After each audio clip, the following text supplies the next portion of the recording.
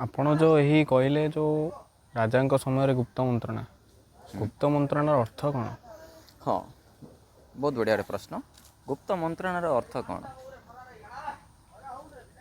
ଯେଉଁ ସମୟରେ କି ରଜା ରାଜୁତି ଅମଳ ଚାଲିଥିଲା, ରଜା ରାଜୁତି ଅମଳର କିଛି ସମୟ ପରେ ବ୍ରିଟିଶ ମାନେ ସମ୍ପୂର୍ଣ୍ଣ ଭାରତକୁ ଦଖଲ କରିଥିଲେ। ଖୁସିର ବିଷୟ, ବ୍ରିଟିଶ ସାମ୍ରାଜ୍ୟ ସାରା ଭାରତକୁ ଦଖଲ କରିସାରିଲା ପରେ ମଧ୍ୟ ଓଡ଼ିଶାର ବି କିଛି ଅଂଶବିଶେଷକୁ ଦଖଲ କରିସାରିଥିଲେ। କିନ୍ତୁ ମହୁରୀଗଡ଼ର ରଜା, ମହୁରୀଗଡ଼ର ପ୍ରଜା, ମହୁରୀଗଡ଼ର ସୈନ୍ୟ ସାମନ୍ତ ନିଜକୁ ଯୁଦ୍ଧକ୍ଷେତ୍ର ବା ରଣକ୍ଷେତ୍ର କୁହାଯାଉ, ସେମାନଙ୍କର ନିଜର ଜ୍ଞାନ କୌଶଳ, ଯୁଦ୍ଧ କୌଶଳ ଏତେ ନିପୁଣ ଥିଲେ, ବ୍ରିଟିଶମାନଙ୍କୁ ଏହି ମହୁରୀଗଡ଼କୁ ଦଖଲ କରିବା ପାଇଁ ଚିନ୍ତାର କାରଣ ପକାଇ ଦେଇଥିଲା।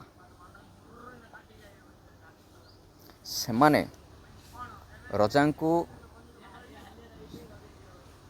ନା ଧରିପାରିଲେ, ନା ମହୁରୀଗଡ଼କୁ ଦଖଲ କରିପାରିଲେ। କାରଣ ରଜା ରାଜୁତି ଅମଳ ହଉ, ରାଜତନ୍ତ୍ର ହଉ କିମ୍ବା ଗଣତନ୍ତ୍ର ହଉ, ସବୁକିଛିରେ ଗୋଟେ ଗୁପ୍ତ ମନ୍ତ୍ରଣା ଥାଏ, ଯେଉଁମାନେ କି ରଜାଙ୍କର ଅତି ନିକଟତମ ନିଜର ବିଶ୍ୱସ୍ତ ଲୋକ ସେ ମଧ୍ୟରେ ସାମିଲ ରୁହନ୍ତି ବା ଗୁପ୍ତଚର ବୋଲି ମଧ୍ୟ କୁହାଯାଏ। ରାତ୍ର ସମୟରେ ସେ ନିଜର କିଛି ନିଜସ୍ୱ ବ୍ୟକ୍ତିବିଶେଷ ବା ଘନିଷ୍ଠ ସମ୍ପର୍କୀୟମାନଙ୍କ ସହିତ, ରାଜକୀୟ ସମ୍ପର୍କୀୟମାନଙ୍କ ସହିତ ଏ ସ୍ଥାନକୁ ଆସନ୍ତି। ଏଠାରେ ଥିବା ସେ ସାଧକମାନେ ଭଗବତୀଙ୍କର ଆଶୀର୍ବାଦ କୃପାରୁ ରଜାଙ୍କୁ କିଛି ଶିକ୍ଷାଗତ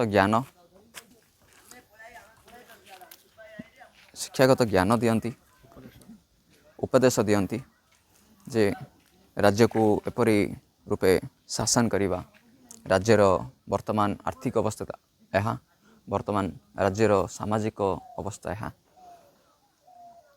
ସଦାସର୍ବଦା ଶାସନ ଗାଦିରେ ଗୋଟେ ରଜା ବସିଲା ପରେ ମଧ୍ୟ ରଜାଙ୍କୁ ଶାସନର ସନ୍ତୁଳନ ରକ୍ଷା କରିବା ପାଇଁ ଗୁରୁ ପଦବାଚ୍ୟ ଗୁରୁଙ୍କର ଦରକାର ଥାଏ। ସେହି ଗୁରୁମାନେ, ରାଜକୀୟ ଗୁରୁମାନେ ବା ରାଜପୁରୋହିତମାନେ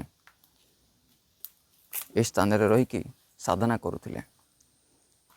ତେଣୁ ଯେଉଁ ରାଜପୁରୋହିତମାନେ ଏଠାରେ ରହି ନିଜର ପୌରତ୍ୟ ବା ପୂଜାପୂଜି କରୁଥିଲେ ଏବଂ ସେହି ରାଜପୁରୋହିତମାନଙ୍କର ଶିଷ୍ୟମାନେ ମଧ୍ୟ ଏଠାରେ ଉପସ୍ଥିତ ଥିଲେ। ସେଥିପାଇଁ କୁହାଯାଏ ଯେ ଏଠାରେ ଗୁପ୍ତ ମନ୍ତ୍ରଣା ମଧ୍ୟ କିଛି ଚାଲିଥିଲା।